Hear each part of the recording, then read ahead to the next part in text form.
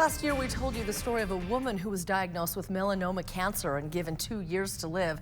I visited with her to find out how she's been doing since then and how she is moving forward since her diagnosis.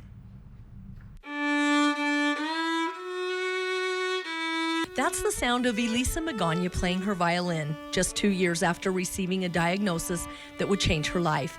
In 2018, Elisa had a mole that she had checked out. The mole was removed and it ended up being stage 2 melanoma cancer. 2 years later, in 2020, she started noticing that she couldn't walk very well. My entire L3 vertebrae had turned into this huge tumor.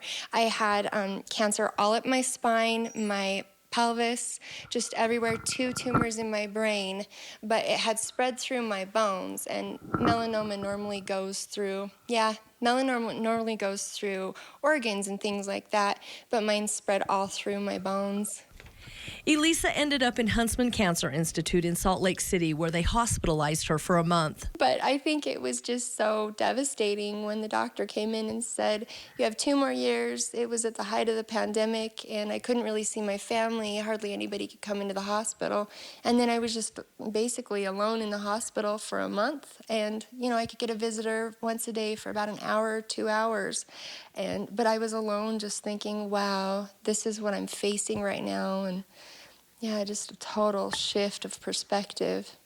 Now, Elisa is in stage 4 of melanoma. The treatments are pretty brutal, a lot of nausea and just feeling really sick. There was a point where I had lost so much weight. I just felt really frail, and that's when it can get really scary, is when you start losing so much that your body just can't fight anymore. But despite what she goes through with treatments, she finds little miracles along the way, such as a rock on her front porch with houses and music notes painted on it. I tried to play it, and it was You Raise Me Up, and Mike and I just, after I'd played it, we just both got tears in our eyes.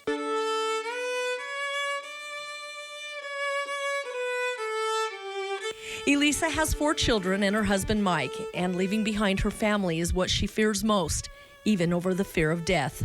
I just want to make sure that the moments I have, especially with my kids, that they're good moments.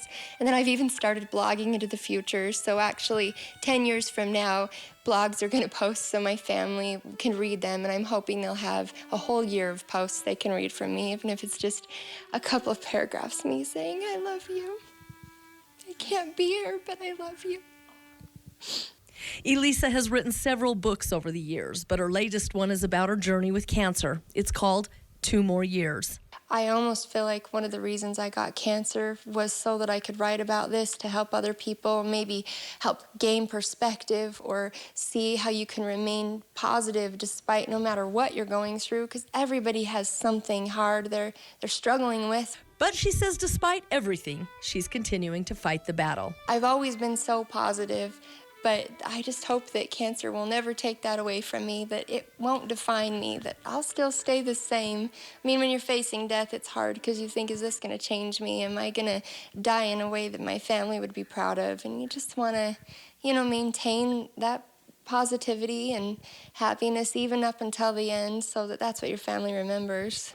And she has a message about the time we spend living. We all have our purpose. We all live a short amount of time, and we have to decide who we want to be today, not tomorrow, not I'm going to do this later. No, who do I want to be right now? Because that's what we have, is right now.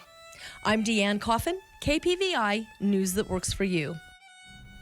And if you're interested in reading her book, go to the website twomoreyears.com.